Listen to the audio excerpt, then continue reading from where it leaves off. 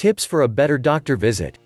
1. Have as many medical records as possible with you to document your medical condition, especially for a new visit or a consult. Go by the hospital, lab or other doctor's office and get copies. This saves the doctor time and sometimes even avoids an extra official call. 2. Bring in the actual bottles of prescriptions. While lists are helpful, the bottles reveal how many are prescribed at a time, dosage, and if there are any refills left. There is no more guessing about the little blue pill. With so many generics, the same drug can show up as many different shapes and sizes depending on the manufacturer. Now you can both be on the same page when talking about a specific medication. I am also surprised at the many errors on the bottles by the pharmacist. 3. Create a list of questions, requests before your visit. In fact, it would be ideal to tell the person making the appointment what areas you need to discuss. This is not the time to say it's personal. We assume it is all personal in a medical office. It helps us be prepared in scheduling, equipment, and assigning the proper room. Believe it or not, we have heard most of your problems before.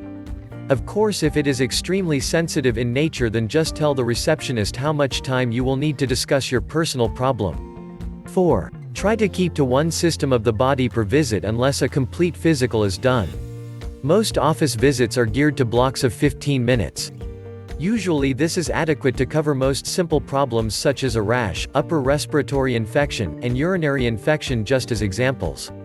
The longer you have had the problem or the vaguer the symptoms such as abdominal pain or dizziness, expect to spend more time. Don't hesitate to ask for more time. We would rather know ahead of time what your expectations are. 5. Ask for prescription refills, notes for work or school, and forms to fill out at the beginning of the office visit rather than at the end. Of course, a friendly reminder is always good if it has been overlooked when you leave. You can always give a list of medications needing refills to the nurse at the beginning of the visit too. Again, communication helps everyone get their needs met. 6. Be realistic in your expectations. If you start the discussion on a topic that is unrelated to the original problem on the schedule and want some answers, this leaves less time available for other problems. For example, if you are due to have a pap smear and gynecological exam but start with a headache complaint that requires a physical and full history, don't expect all of it to be done in one visit. Always prioritize what is most important for that day. Sometimes problems become more important, symptoms severe since the original appointment or follow-up was made. Just tell the nurse or doctor things have changed as soon as possible. That way we can stay on schedule and you can get the most important problem addressed. 7. Don't leave the office without telling someone if you aren't satisfied with your service. Most doctors and staff assume everything is going okay unless told. It is easier to fix a problem, answer a question or complaint as soon as possible while the information is still fresh. If you are uncomfortable talking or can't stay, write a quick note. Many areas are sensitive and highly charged emotionally. It is easy to misunderstand directions, reasons for tests, or the intent of the doctor's remarks. We really do care how you feel. 8. It is easier to process your visit on time and handle paperwork if all of your information is correct. Tell the receptionist if you have moved, have a new telephone number, or changed medical insurance. Always bring your insurance card with you.